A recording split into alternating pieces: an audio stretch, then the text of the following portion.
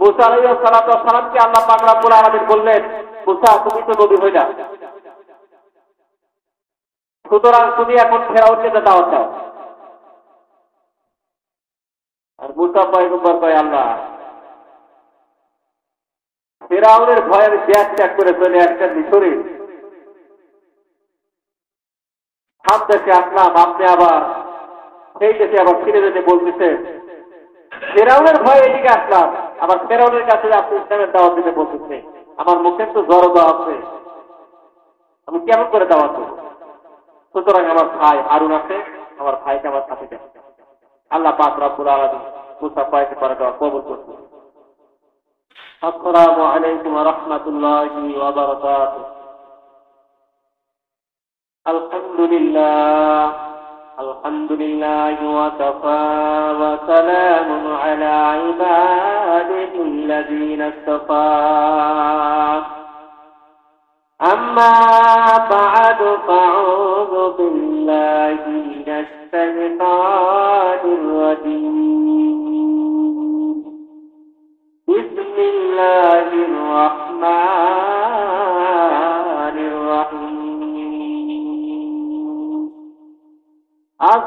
الصابرين الصادقين والقانتين والمنفقين. إن الله وملائكته يصلون على النبي يا أيها الذين آمنوا صلوا عليه وسلموا تسليما. اللهم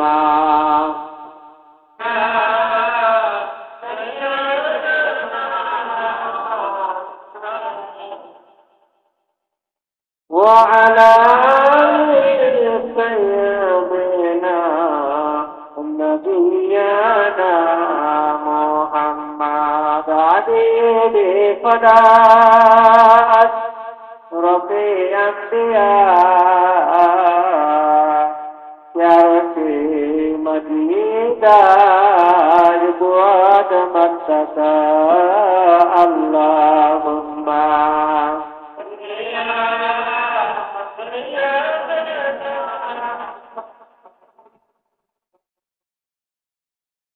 وعلى سيدنا شفيعنا কাটিবে এহারি ঘর তারিতে আপন পোতা ফুলে ফুলে সাদা কাফন পরিতে। আল্লাহুম্মা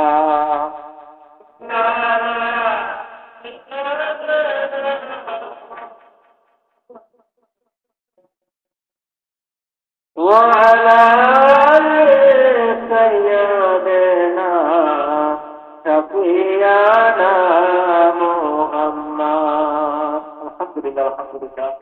আল্লাহ তাবারক ওয়া তাআলা দরবারে লাখ কোটি শুকর যে আল্লাহ জাল্লাহু আমাদেরকে দুনিয়ার সমস্ত কাজকর্ম থেকে দুনিয়ার সকল মানুষের থেকে যাচাই বাছাই করিয়া আল্লাহর ঘরের মেহমান হিসেবে আল্লাহর ঘরে আসার মতন তৌফিক দান করেছেন। এই জন্য আল্লাহ তাআলার শুকরিয়া আদায় করি। আলহামদুলিল্লাহ।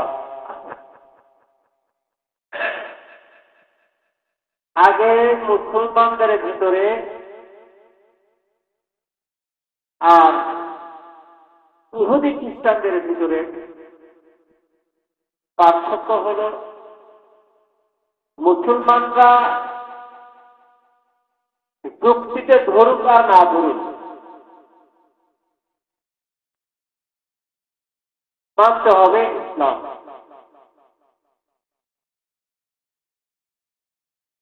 মনগড়া ভাবে যখন কোন মানুষ যুক্তিতে ধরল না,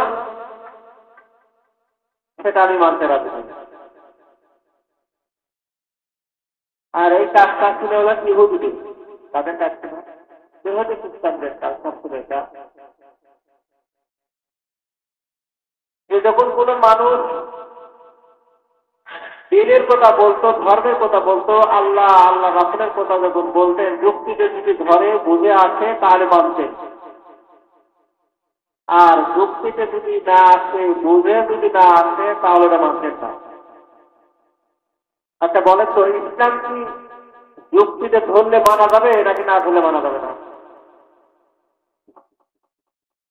যুক্তিতে ধরুক আর না ধরুক ইসলাম মানতে হবে। আল্লাহ আছে এটা বিশ্বাস করতে হবে। আমার যুক্তিতে ধরুক আর না ধরুক আল্লাহ আছে। ভাই এখন আমি যদি মনে করি যে আল্লাহকে তো দেখা যায় না, তাহলে দেখা জিনিস ছাড়া ও দেখা জিনিসগুলোকে বিশ্বাস করা যাবে না। এটা হলো যুক্তি। তুমি ইসলাম কি বলে, তোমার ব্রেনে ধরুক আর না ধরুক ইসলামকে মানতে হবে, বাধ্য। কিন্তু আমাদের মুসলমানদের এখন এমন অবস্থা হয়ে গেছে, দেখেন অধঃপতন হওয়ার কারণটা কি, যে আমরা ওই ইহুদি খ্রিস্টানদের মতোই যুক্তিবাদী হয়ে গেছি। যুক্তিতে যদি ধরে, তর্ক বিতর্ক করে যদি আমাদের যুক্তিতে ধরে তাহলে সেটা মানতাম, মানি। আর যদি যুক্তিতে যদি না ধরে তো এটা মানা যাবে। রাসূলুল্লাহ সাল্লাল্লাহু আলাইহি ওয়াসাল্লামের সময় কাফেরেরা মুহাম্মদ সাল্লাল্লাহু আলাইহি ওয়াসাল্লামকে উপাধি দিয়েছিলেন আল আমিন বলে। কেন দিয়েছিলেন? যে তার কাছে কোনো আমানতের জিনিস রাখা হলে আমানতের জিনিসগুলো গচ্ছিত রাখতেন, ওই অবস্থায় রাখতেন। তারা বিশ্বাস করতেন। মক্কার সকল কাফেরেরা উপাধি দিয়েছিলেন আল আমিন। মুহাম্মদ রাসূলুল্লাহ সাল্লাল্লাহু আলাইহি ওয়াসাল্লাম যখন ইসলামের কথা, শুধু এটাই না, নবী আলাইহিস সালাতু ওয়াস সালামকে দিয়ে বিচার শারীরিক যখন হয়তো গ্রাম্য পর্যায়ে, নবী করিম সাল্লাল্লাহু আলাইহি ওয়াসাল্লাম সেই বিচারের ভিতরে কি লিখে রায় দিতেন, তার সেটা তো তারা মেনে নিতেন। মুহাম্মদ রাসূলুল্লাহ, মুহাম্মদ আব্দুল্লাহ কোলা মুহাম্মদ, তিনি যা বিচার করেন সুন্দর বিচার করেন। এটা তাদের যুক্তিতে ধরছে, মেনে ধরছে। তিনি মুহাম্মদ রাসূলুল্লাহ সাল্লাল্লাহু আলাইহি ওয়াসাল্লাম যখন অভিপ্রাপ্ত হলেন, নবুয়ত হইলেন, নবী হওয়ার পরে যখন তাদের কাছে ইসলামের প্রচার করলেন, ইসলাম প্রচার করলেন, ইসলামের কথা যখন বললেন, তখন কাফেরদের যুক্তি দেওয়ার ধরল না যে মুহাম্মদ রাসূলুল্লাহ সাল্লাল্লাহু আলাইহি ওয়াসাল্লাম একজন গরীব ইতিম সন্তান, দুনিয়াতে কোনো কাজ পাইল না, আর আল্লাহ তাআলা একই মুহাম্মদ একই নবী বানাবে, এটা সম্ভব না। যুক্তিতে তাদের প্রেমে ধরব না, বুঝে আসে না মুহাম্মদ কেমন করে নবী হবে। মক্কার ভিতরে এত বড় লোক থাকতে, এত দামি লোক থাকতে, তাদের প্রেমে ধরে নাই। যখন প্রেমে যখন ধরল না, তখন মুহাম্মদ রাসূলুল্লাহ সাল্লাল্লাহু আলাইহি ওয়াসাল্লামকে পর্যায়ক্রমে বিশেষভাবে বিভিন্ন সময় নির্যাতন জুলুম করতে থাকে। কি বলেন, ইতিহাস পড়ে নবীর জীবনে দেখবেন, নবী কত জায়গাতে মার খেয়েছে। তায়েফের ময়দানে মার খেয়েছে, উহুদের ময়দানে মার খেয়েছে, বদরের ময়দানে গিয়ে মার খেয়েছে। কিসের জন্য? যখন ইসলাম প্রচার করতে গেছে, তখন তাদের যুক্তিতে যখন ধরে নাই, তখন তারা বলছে যে মুহাম্মদ একজন ভণ্ড নবী, প্রতারক নবী, আর তোর জন্য সে এরকম কাজ করতেছে। ওই যে খ্রিস্টানদের আর ইহুদিদের যে একটা কালচার ছিল, এটা এখন মুসলমানদের মধ্যে আছে, যার কারণে মুসলমানরা আজকে এত অধঃপতন হচ্ছে। কি বলেন? আল্লাহ পাক রব্বুল আলামিন মুসলমানদেরকে সুন্দর কথা বলে দিয়েছেন, ঈমানদার বান্দাদের জন্য সুন্দর কথা বলে দিয়েছেন। দেখেন, মুসা পয়গম্বর আলাইহিস সালাতু ওয়াস সালাম বনী ইসরায়েলের মধ্যে সবচেয়ে বড় পয়গম্বর ছিলেন। বনী ইসরায়েলের মধ্যে একজন নবী পাঠায় নাই, ২৭,০০০ নবী পাঠাচ্ছেন। কয় হাজার? ২৭,০০০। এই ২৭,০০০ নবীর মধ্যে সবচেয়ে বড় নবী ছিলেন কে? হযরতে মুসা আলাইহিস সালাতু ওয়াস সালাম। মুসা আলাইহিস সালাতু ওয়াস সালামকে আল্লাহ পাক রব্বুল আলামিন বললেন, মুসা তুমি তো নবী হইলা, সুতরাং তুমি এখন ফেরাউনকে দাওয়াত দাও। আর মুসা পয়গম্বর কয়, আল্লাহ ফেরাউনের ভয়ের ব্যাগ ত্যাগ করে চলে একটা মিশরে সাত দেশে আসলাম, আপনি আবার সেই দেশে আবার ফিরে যেতে বলতেছে। ফেরাউনের ভয়ে এদিকে আসলাম, আবার ফেরাউনের কাছে আপনি ইসলামের দাওয়াত দিতে বলতেছে। আমার মুখে তো জড়তা আছে, আমি কেমন করে দাওয়াত দেব? সুতরাং আমার ভাই হারুন আছে, আমার ভাইকে আমার সাথে দেন। আল্লাহ পাক রব্বুল আলামিন মুসা পয়গম্বর দেওয়া কবুল করতে নবী বানায় দিলেন। ঠিক আছে, আপনার ভাইকে নিয়ে আপনি দাওয়াত দেন। মুসা পয়গম্বর এই সময় ফেরাউনের দরবারে আসলেন। আল্লাহ পাক রব্বুল আলামিন বলে দিলেন, মুসা পয়গম্বর নম্র ভদ্র নরমে ঘুরে তুমি দাওয়াত দিয়ে তোমার তোমার দুঃখী আছে। দাওয়াত দিতে হলে নরমে তাদের দাওয়াত দিতে হবে, কর্কশ ভাষায় দাওয়াত দিলে গ্রহণ করবে না, করবে। আল্লাহ পাক রব্বুল আলামিন বলে দিলেন, মুসা এই সময় তুমি ফেরাউনের কাছে দাওয়াত নিয়ে যাইবা, সুন্দর সুন্দর কথা বলে মুগ্ধ মুগ্ধ নরম নরম মেজাজের কথা বলে তাকে দাওয়াত দিবা ইসলামের। এখন দেখেন, মুসা পয়গম্বর হলেন নবী হইলেন, বরং মুসা পয়গম্বর নবী হওয়ার পরে যুক্তিতে কাজ করে যে ফেরাউনকে শেষ করে দেওয়া। নাকি বলেন যুক্তি যেমন আপনার কি মনে হয় যে ফেরাউন তারা আদেশে মুসাকে করতে পারে শেষ, আর মুসাকে আল্লাহ পাক বলতেছে তুমি যা কি করো ফেরাউনকে দাওয়াত দাও। এটা তো যুক্তি, যুক্তির উল্টা হলো না যে দাওয়াত খেতে কেন বলবো, তো তারা দিচ্ছে, ওকে মারা দরকার। এই জন্য যুক্তিতে ধরুক আর না ধরুক, আল্লাহ পাক বলেছেন তোমাদের প্রেমে ধরুক আর না ধরুক তোমাদের মানতেই হবে ইসলাম সত্য, ঠিক সত্য। আল্লাহ পাক রব্বুল আলামিন সত্য, পয়গম্বর গুলো আছে এগুলো সব সত্য, ফেরেশতা যতগুলো আছে ফেরেশতাদের পুরো আমাদের ইমান রাখতে হবে, এটাও সত্য। ঠিক আছে,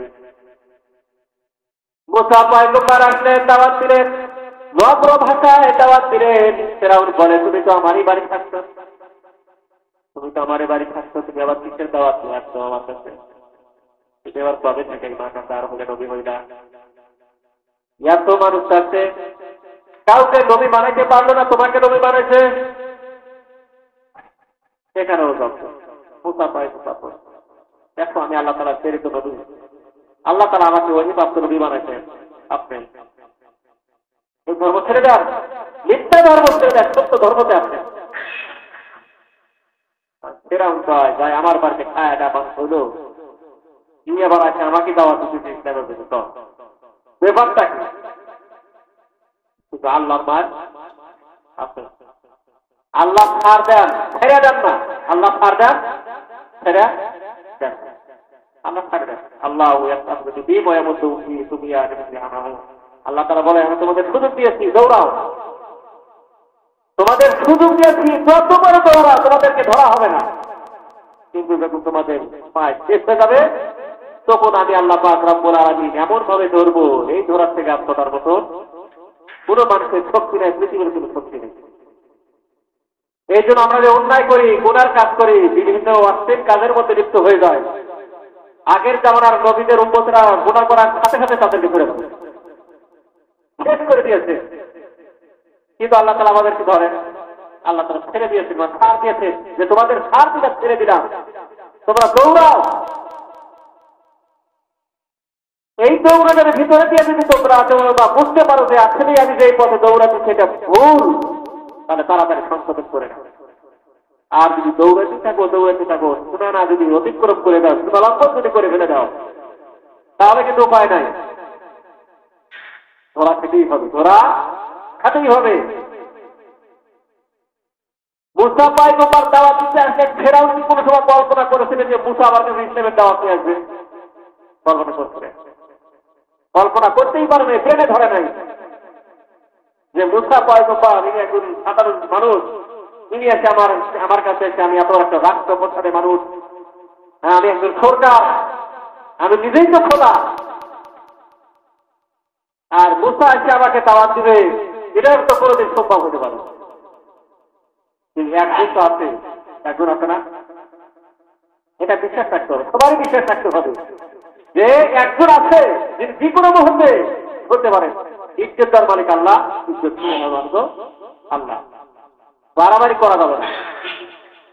মুসা পয়গম্বর আলাইহিস সালাতু ওয়াস সালাম তাকে দাওয়াত দেন, ফেরাউন খালি চিন্তা ভাবনা করে যাকে আমি খাওয়া দাওয়া করাইলাম, ছোট থেকে মানুষ করলাম, বড় বানাইলাম, পোশাক আদি সব কিছু দিলাম, সেই মানুষের কাছে আমাকে ইসলামের দাওয়াত দিতেছে, তার ভিতরে অহংকার ঢুকেছে। ইসলামের দাওয়াতে যদি গ্রহণ করো, কিন্তু তার ভিতরে এসে গেছে অহংকার এসে গেছে।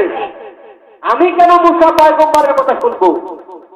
আমি এত বড় শক্তিশালী মানুষ, আমার কি নাই, সব কিছু আছে, আশেপাশে সেনাবাহিনী, কি দরকার আমার, সবই আছে, তাহলে আমি মুসা পয়গম্বরের কথা কেন মানব? ফেরাউন তার মন্ত্রী ছিলেন, বলে রাজাদের কমা তার মন্ত্রী ওরকমই হয়। তার মন্ত্রী ছিল হামান। এই মন্ত্রী পরামর্শ দেয় যে মুসা পয়গম্বর যে দাওয়াত দিতেছে এটা যেন আপনি গ্রহণ করেন না, কারণ এটা কিন্তু একটা ছোট মানুষ, সুতরাং একটা কাজ করেন, এক এক প্রকারের একটা ব্যবস্থা করা হোক। কি বুদ্ধি দিচ্ছেন, পরামর্শ দিতেছেন কি যে আপনি এমন একটা কাজ করেন যেন এই মুসা সেই জিনিসটা যেন কোন প্রমাণ না দেখাইতে পারে। তাহলে কি করা যাবে? বলে আপনি যত জাদুঘর আছে সকল জাদুঘরদের ডাকবেন, আপনার রাষ্ট্রে যত জাদুঘর আছে সকল জাদুঘরদের আপনি ডেকে নিয়ে আসেন, লেগে সব মহলে বলে করে আসছেন ফেরাউনের সামনে। ঠিক আছে, তোমাদের ভিতরে কার কি যোগ্যতা আছে, যোগ্যতা দেখাও। বলে ফেরাউন, আমার এমন শক্তি আছে, আমার জাদুর এত ক্রিয়া আছে যে মুহূর্তের মধ্যে আমি আপনাকে দেখা দেবো। বলে দেখাও আগে, আমি প্র্যাকটিক্যাল দেখেছি। বলে কি? বলে দেখেন আমাকে তাকে ধান দেন। তার ধান দিতে ধান লাগাইছে, মুহূর্তের মধ্যে ধান বিচু করেছে, ওই ধান আবার কি হচ্ছে, চারা বড় হয়ে গেছে। মুহূর্তের মধ্যে জমিতে লাগাচ্ছে, মুহূর্তের মধ্যে জমিতে ধান বড় হয়ে গেছে, বারবার পাইকে গেছে, কাটিয়ে নিয়েছে। বাচ্চার সামনে বলতেছে, বাচ্চায় এখন আপনি সেই চাউলের খাতা খান। এখন ফেরাউন দেখি তো জাদুঘর তো কম না, ওই মুহূর্তের মধ্যে এই চাউল থেকে ধান বানাইলো, ধানের থেকে আবার সব কিছু বানায়, আবার জোন মাইনে জমি থেকে ফসল উৎপাদন করলো, আবার সেই ধান দিয়ে চাউল বানায় আমাকে ভাত ফেলাইতেছে। তাহলে তুই জাদুঘর তো ছোট খাটো না, তুমি কি দেখাতে পারবা? বলে আমরা তো যে জিনিস দেখাবো এই জিনিস পৃথিবীর কোনো মানুষ দেখাইতে পারবে না, এতবার শক্তিশালী জাদুঘর পৃথিবীতে আর নাই। কি জাদু? বলে আমাদের যে হাতে যে রশি দেখতেছে, এই রশিগুলো ছেড়ে দেওয়ার সাথে সাথে সাথে পরিণত হয়, এটা তো কম জাদুঘর। শেষ পর্যন্ত কি করলেন? বর্তমানের জাদুগুলো কি দেখাও, তো রশি ছেড়ে হাতের রশি ছিল, রশিগুলো যখন ছেড়ে দিচ্ছে তখন না এত পরিমাণ সাপ হয়ে গেছে, সাপ হয় সত্যি দিকে দিকে দৌড়াদৌড়ি করছে, দৌড়াদৌড়ি করছে। বলেন এর মধ্যে যদি সাপ ছেড়ে দেওয়া হয়, যদি সাপ কামড় দিলে, যে ঠাকুরের সাপ নিয়ে আছে কামড় দিলে যদি বিষ, তারপরে কি মানে বসে থাকবে, দৌড় দিবে না? এরাও শেষ করে আছে। আমি জানতে বাচ্চা আপনি বসেন, বসেন, আপনি দৌড়াতে হবে। সাপ ধরার সাথে সাথে রশিতে পরিণত হয়। ফেরাউন গায়ে এত বড় জাদুঘর তো আমি কোনো জায়গাতে দেখি, রশি ছেড়ে দেয় আর সাপে পরিণত হয়ে যায়। এটাই ঠিক মোকাবেলা করার জন্য, মুসার সাথে মোকাবেলা করার এটাই যথেষ্ট। বাড়াবাড়ি করতেছে নাকি বলেন? মুসা আলাইহিস সালাতু ওয়াস সালাম কি কোনো আত্মসম্মানের জন্য, নিজেকে বড় বানানোর জন্য কি তার কাছে সেই ইসলামের দাওয়াত দিচ্ছেন? দেন বড় কিসের জন্য দিয়েছেন? যে তুমি যদি ইসলাম গ্রহণ করো তাহলে দুনিয়াতে তুমি শান্তি পাবা, আখিরাতে তুমি শান্তিতে থাকবা। দুনিয়া তুমি রাজত্ব করাইতে পারবা, আখিরাতে তোমাকে আল্লাহ তাআলা সম্মানের সাথে তোমাকে কবর। মুসা আলাইহিস সালাম তো এটা বলেন নাই যে তোমার রাজত্ব তুমি ছেড়ে দাও, আমি রাজত্ব চালাবো। তোমার রাষ্ট্র ছেড়ে দাও, আমি রাষ্ট্র চালাবো। এটা কি বলছিলেন মুসা আলাইহিস সালাতু ওয়াস সালাম? এতটুকুই বলছেন, আপনি কাম গ্রহণ করেন, এর ভিতরে শান্তি রয়ে গেছে। কিন্তু তিনি ও কথা না শুনে নিজেকে সবচাইতে শক্তিশালী ভাবছিলেন। মুসা পয়গম্বরকে খবর দিলেন, মুসা পয়গম্বর ঠিক আছে, আপনি যদি আমাকে জাদু যদি দেখাইতে পারেন, আমার কিন্তু জাদুকর আছে, আপনি যদি আপনি সত্যিকার নবী যদি হইতে পারেন তাহলে প্রমাণ করে আমাকে দেখাইতে হবে। ঠিক আছে, তাহলে কি প্রমাণ পাবে? বলে অমুক দিনে সোমবারের দিনে একটা দিন করছে, দিন করার পরে মাঠের মধ্যে আছে হাজার হাজার লক্ষ লক্ষ মানুষ জনতা ভিড় করছে।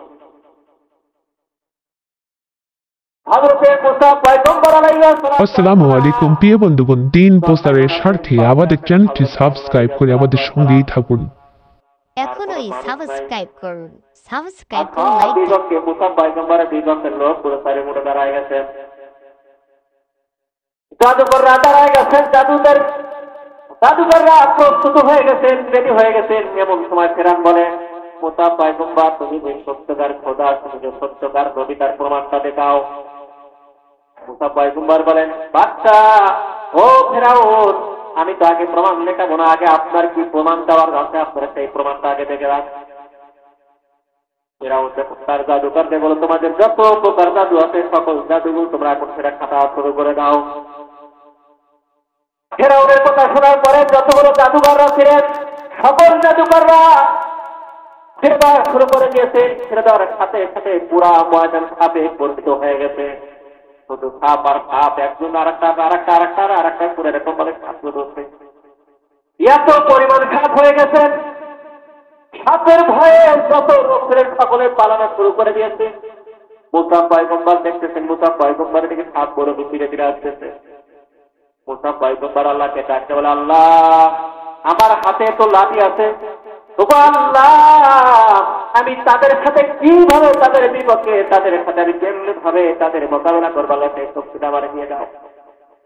আল্লাহ পাক ইচ্ছা করে বলতেন, মুসা পয়গম্বর তোমার হাতের যে লাঠি আছে এই লাঠি দ্বারা তাদেরকে বাইরে শুরু করে দাও। কি বলেন? পাশে আমরা কি ছেড়ে দেবো? আমাদের যুক্তি হলো লাঠি দ্বারা তাকে তো পিঠে নেবে, লাঠি দ্বারা কি করা? পিঠে না দরকার, পিঠে শেষ করে দাও দরকার। কি বলেন, তাই না? আল্লাহ পাকের কাছে ডাকতে বলবো, আল্লাহ আমি এখন কি করবো? আল্লাহ পাক রব্বুল আলামিন ডাকতে বলেন, মুসা পয়গম্বর তোমার হাতে যে লাঠি আছে লাঠিটা তুমি ছেড়ে দাও।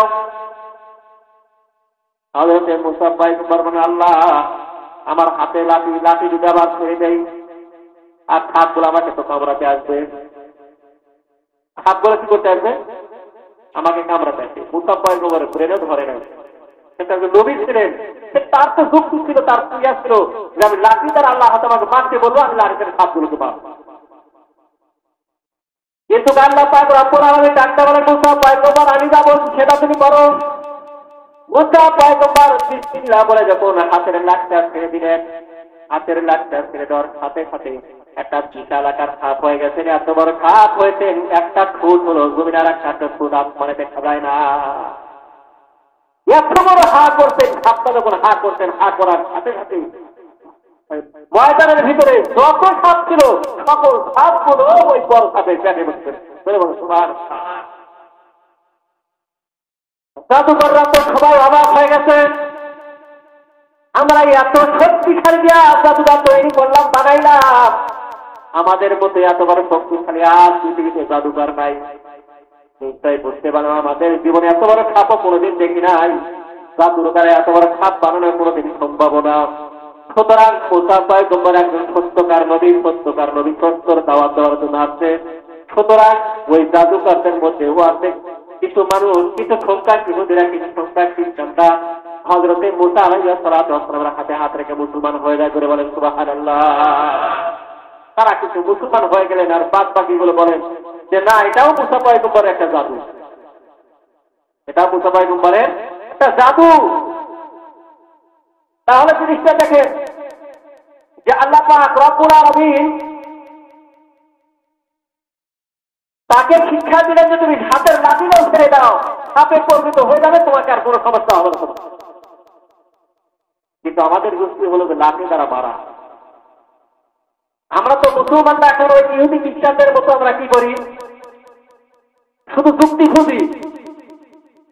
এই যুক্তি খুঁজতে গিয়ে আজকে আমরা মুসলমানরা এত অধপতন হয়ে যাইতেছি, আমরা খ্রিস্টানদের হাতে ইহুদিদের হাতে আমরা শুধু লাঞ্ছিত হচ্ছি। কারণ কি, আমরা শুধু যুক্তি খুঁজি। আমাদের যেটা সুবিধাজনক হয় সেটা আমরা মানি, আর যেটা আমাদের সুবিধার বাইরে চলে যায় সেটা আমরা মানি। কি বলেন? আমাদের সুবিধা নামাজ পড়তে হবে, যখনই আমরা পড়লাম, আমি তো মুসলমান, আল্লাহ তোমাকে জান্নাতে দিবেই আছে, এটা হলো যুক্তি। মুসলমানদেরকে তো আল্লাহ জান্নাত দিবেই আছে, কিন্তু আল্লাহ তাআলা বলছেন যে তোমাদের উপর নামাজ ফরজ করে দিয়েছি, পর্দা ফরজ করে দিয়েছি, এটা কি তোমাদের মানতে হবে না? তাহলে আল্লাহ বলছে ফরজ করছি, আর আমরা বলি কি আমরা মুসলমান, আমাদেরকে আল্লাহ তাআলা অবশ্যই জান্নাতে একদিন এক সময় দিবে। যে আমাদের যে যুক্তিগুলো আছে, আমাদের যে চিন্তা চেতনাগুলো আছে, এটা আমাদের খ্রিস্টানদের সাথে মিলবে। আগের জামানার খ্রিস্টানদের চিন্তা চেতনা এটা ছিল, যুক্তিতে যেটা ধরছে সেটা মানছে। মোহাম্মদকে যেটা দেখছে যে মোহাম্মদ একটি সত্যকার নবী, তাদের ব্রেনে ধরে নাই, তখন বলছে অস্বীকার করছে। আমাদের মুসলমানদের অবস্থা ঠিক এরকমই হয়ে গেছে, আমাদের ব্রেনে ধরে না যেটা সেটা আমরা মানি না, আর যেটা আমাদের ব্রেনে ধরে সেটা আমরা মানি, তারপর আমরা আমল করার চেষ্টা করি। কি বলে, তাই করি না? মুহাম্মদুর রাসূলুল্লাহ সাল্লাল্লাহু আলাইহি ওয়াসাল্লাম সাহাবীদেরকে লক্ষ্য করে বলেন, ও সাহাবীরা শুনে রাখো, তোমাদের কোন সময় এমনও বিপদ আসতে পারে যে তোমাদের ব্রেনে ধরতেছে না, কিন্তু তোমাদের বুঝে আসতেছে না, তোমরা কি করবা সেই সময় বলো। সাহাবীরা বললেন, ইয়া রাসূলুল্লাহ, ইয়া হাবিবাল্লাহ, হুজুর আপনি আমাদের বলে দেন। বলে তোমাদের ব্রেনে ধরুক আর না ধরুক, তোমাদের যুক্তিতে আসুক আর না আসুক, কিন্তু তোমাদের মানতে হবে আল্লাহ এক, আল্লাহ এক। তাহলে তোমাদের ঈমান মজবুত থাকবে, শক্তিশালী থাকবে। আর যদি তোমাদের যুক্তি খুঁজতে দাও, ব্রেনে ধরতেছে না, কেমন করে এটা হতে পারে না, সুতরাং এটা হবে না, বেশি যুক্তি খুঁজতে দেয়, বেশি ব্যাখ্যাটা দেখে বিভিন্ন মানুষ গোমরাহ হয়ে গেছে, বেশি রিসার্চ করতে গিয়ে অনেক মানুষ গোমরাহ হয়ে গেছে, পথভ্রষ্ট হয়ে গেছে। এইগুলো নবী আলাইহিস সালাতু ওয়াস সালাম বলেছেন, তোমরা সবসময় যত কম বোঝার চেষ্টা করো, আমল করার বেশি চেষ্টা করবা। কম তোমরা ফিকির করো, কিন্তু আমল তোমরা বেশি করো। আমরা মুসলমান কি করি? ফিকির করি বেশি, চিন্তা করি বেশি, বেশি বেশি, কিন্তু আমলের দিকে নাই। আপনি গ্রাম অঞ্চলে দোকানে যাবেন, চা দোকানে যাবেন, দেখেন কত সুন্দর সুন্দর কথাবার্তা বলতেছে, কত সুন্দর সুন্দর হাদিস দিতেছে, কত সুন্দর সুন্দর মাসালা দেন। কিন্তু এখন যদি বলা হয়, ভাই আপনি কি নামাজ পড়ছেন, ফজর নামাজটা পড়ছেন জামাতের সাথে, কি বলেন? নামাজ পড়ে নেই ভাই, ফজর নামাজটা পড়তে পারে নাই, অথবা শরমের কারণে মিথ্যা কথা বলে না ফজর নামাজটা পড়ে। কিন্তু মসজিদে যারা নামাজ পড়ছে তারা কারণ এই মসজিদ তো আপনি নামাজ পড়াবেন, কি বলেন? তো আমাদের অবস্থাটা তাহলে কি হতে পারে বলেন? এই জন্য সবসময় জন্য আমাদের খেয়াল রাখতে হবে যে আল্লাহ তারা আছেন, ইজ্জত দেওয়ার মালিক আল্লাহ, ইজ্জত ছিনে নেওয়ার মালিকও আল্লাহ। দুনিয়াতে আমাদেরকে আল্লাহ তারা খেল তামাশার জন্য পাঠায় নাই, আল্লাহ তারা আমাদের দুনিয়াতে পাঠাইছেন আল্লাহ তালার হুকুম মান্য করার জন্যই, আল্লাহ তালার বিধান মানার জন্যই আমাদেরকে দুনিয়াতে পাঠাইছে। এই বিধান ছাড়া যদি আমরা চলে যাই, সীমালঙ্ঘন যদি করি, তাহলে আমাদের আর উপায় নাই, হাত মাটির নিচে গিয়ে আমি আপনার কি প্রশ্ন জবাব দিব বলেন? আল্লাহ পাক রব্বুল আলামিন আমাদের সকলকে বুঝে শুনে যুক্তিতে ধরুক আর না ধরুক, তারপরেও আমল করার আল্লাহ পাক আমাদের সবাইকে তৌফিক দান করেছে বলে আমিন।